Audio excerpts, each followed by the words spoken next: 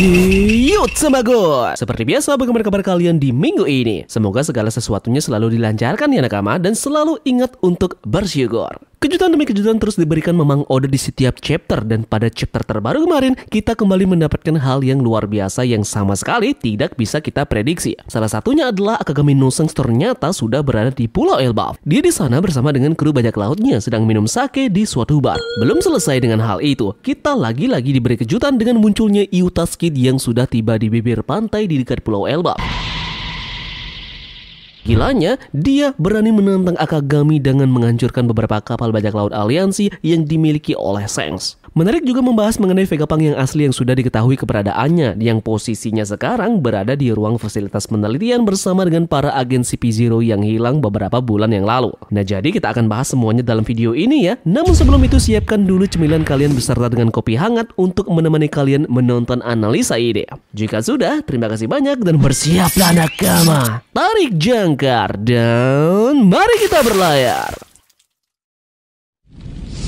Kita akan mulai pembahasan kita kali ini dulu dengan melihat color spread yang unik yang kita dapatkan pada chapter 1076 ini. Di sini ada keseluruhan dari kru bajak laut topi jerami yang sedang menggunakan pakaian modern seperti memakai jaket, jeans, kacamata maupun hoodie. Seperti biasa, Oda Sensei sangat suka memberikan kita kode-kode unik dalam membuat color spread, yang dimana bisa jadi ini akan ada hubungannya dengan cerita masa depan di One Piece. Jadi, Tamagon akan mencoba untuk menganalisa sedikit color spread ini, oke? Pertama, kita coba lihat baju yang dimiliki oleh Sanji yang memiliki desain kucing. Desain dari baju Sanji kata-katanya sangat unik. Ini terlihat seperti pepatah dari negara Spanyol. Kurang lebih pepatahnya berbunyi kill two birds with one stone, atau bunuh dua burung dengan satu batu. Dalam bahasa Spanyol memiliki artian terkadang solusi sederhana membantu kita untuk memecahkan situasi yang kompleks.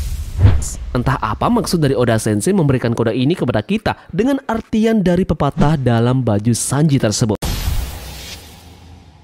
Kemudian Tamagon melihat lagi ada hal yang unik pada tulisan One Piece yang ada di color spread ini. Font dari tulisan One Piece di sini sepertinya merujuk kepada salah satu font dengan nama Kidnap. Kalian bisa searching di Google ya, font Kidnap ini. Ini bentuk font yang sangat amat mirip seperti tulisan One Piece yang kita lihat pada color spread ini. Menariknya, artian dari kidnap adalah diculik. Jika ini adalah kode maupun foreshadow, apakah nantinya akan ada anggota kru bajak laut topi jerami yang akan diculik untuk cerita One Piece ke depannya? Dalam bentuk tulisan dari One Piece tersebut mengacu kepada band legendaris asal Inggris yaitu Sex Pistols, yang ada salah satu judul lagunya yang berjudul God Save the Queen. Queen apakah di sini mengacu kepada kru bajak laut topi jerami yang wanita? Apakah di antara Robin dan juga Nami akan ada salah satu yang akan diculik? Robin sepertinya punya kans yang lebih besar ya, karena dia adalah seorang arkeolog. Namun, tidak menutup kemungkinan juga Nami menjadi target untuk diculik juga, karena sosok dari karakter ini masih misterius sampai saat ini dan asal-usulnya masih dirahasiakan. Terakhir adalah gaya unik yang dimiliki oleh Nami pada color spread ini. Gaya ini mungkin saja terinspirasi dari salah satu karya dari Gustav Klimt dengan judul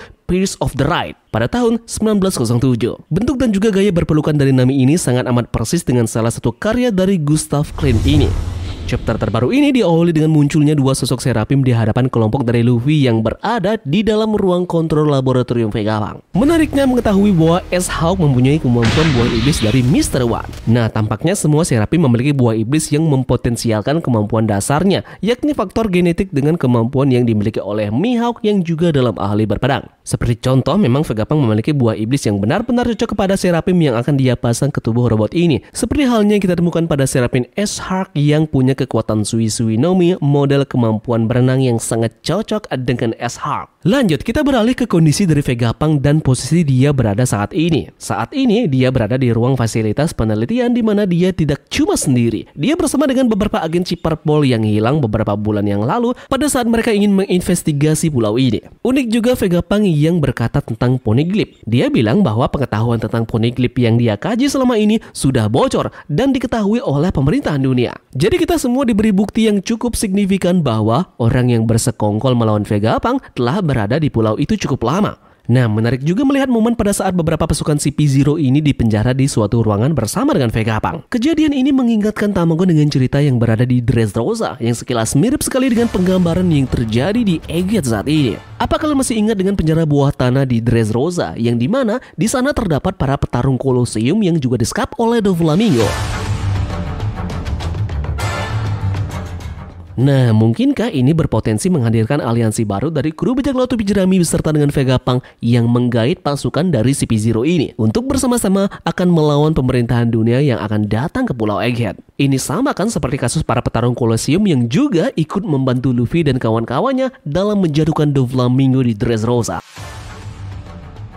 Chapter 1076 pun menghadirkan kejutan lainnya, yakni adanya momen di mana pemerintahan dunia menurunkan 100 lebih kapal marine yang sangat besar yang akan segera menuju ke Pulau Egghead. Ini diketahui pada saat adanya informasi dari pangkalan angkatan laut yang berada di dekat Pulau Egghead di cabang G9. Ini benar-benar informasi yang sangat gila. Bisa dibayangkan kan bagaimana 100 kapal lebih akan menyerang Pulau Egghead ini secara bersamaan, dan secara tidak langsung operasi Buster Call akan dilakukan. Bagaimana kru bajak laut topi jerami beserta dengan Vegapunk akan mengantisipasi hal ini. Tentu perjalanan mereka untuk meninggalkan pulau ini segera mungkin tidak akan berjalan dengan lancar kan? Nah, mungkinkah ini saatnya Luffy akan butuh bantuan armada besar bajak laut topi jerami untuk menurunkan lebih dari 5.000 pasukannya untuk membantunya dalam misi pelarian ini?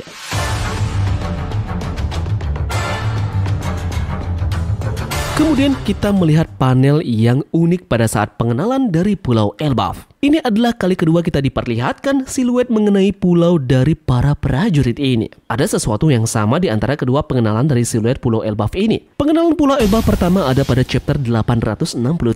Pengenalan keduanya ada pada chapter 1076.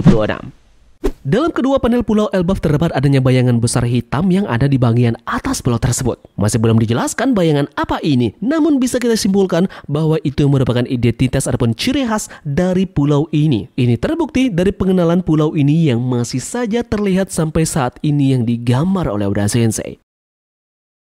Menurut kalian, apa sebenarnya sosok bayangan hitam yang sangat besar yang menjulang tinggi ke atas ini yang berada di Pulau Elbaf? Teman-teman merasakan ada sesuatu yang penting yang menjadi pertanda ada sesuatu di dalam pulau ini, dan mungkin saja itu berhubungan dengan pohon Adam yang masih belum dijelaskan di cerita One Piece. Di pohon ini juga mungkin ada kerajaan dari keluarga Elbaf, yakni Pangeran Loki, di mana mungkin saja dia berada dan tinggal di atas pohon ini. Begitu juga dengan peninggalan dari buku-buku Ohara yang sepertinya disimpan di dalam pohon ini yang menjadikan pohon ini sebagai secondary atau kembaran dari pohon pengetahuan yang berada di Ohara.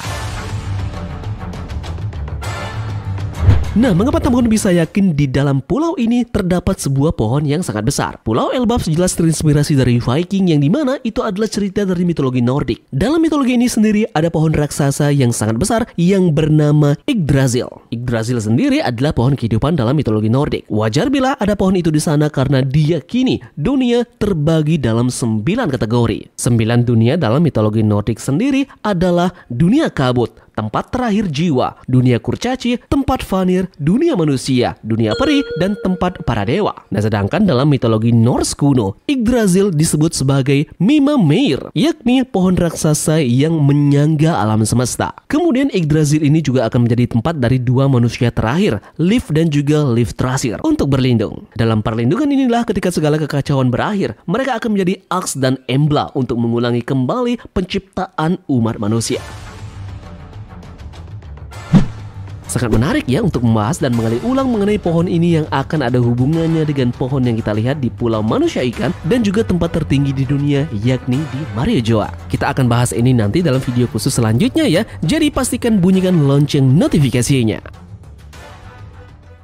Terakhir, lanjut ke nasib dari Iyotas Kid yang bertemu dengan Akagami di Elbaf. Kid memang orang yang punya nyali yang sangat besar. Terbukti contohnya pada saat Shanks menghentikan perang Marineford. Semua orang mau menurutinya dan tidak ada yang mau berurusan ataupun berkelahi dengan Akagami. Begitu juga dengan para Gorosei yang dimana Shanks meminta untuk mendengarkannya dan para ketua Gorosei ini tidak melakukan apa-apa. Kejadian serupa pun terjadi di Wano Kuni yang dimana seorang admiral bahkan belum melihat wajah Shanks pun dia segera keluar dari Wano Kuni karena ketakutan. Namun berbeda dengan Iyotas Kid, manusia nekat yang satu ini malah menentang Akagami untuk keluar dan bertarung dengannya. Walaupun Shanks sudah memberikan dua saran untuknya dan segera meninggalkan Road Poneglyph dan pergi begitu saja dari Elbaf. Namun Iyotas Kid menolak mentah-mentah hal tersebut dan malah menentang sang Yonko ini untuk berkelahi. Jadi nyalinya patut diacungi jempol karena ini adalah kali kedua dia berurusan dengan Akagami. Jadi sekian saja ya menurut analisa Tamgon mengenai chapter 1076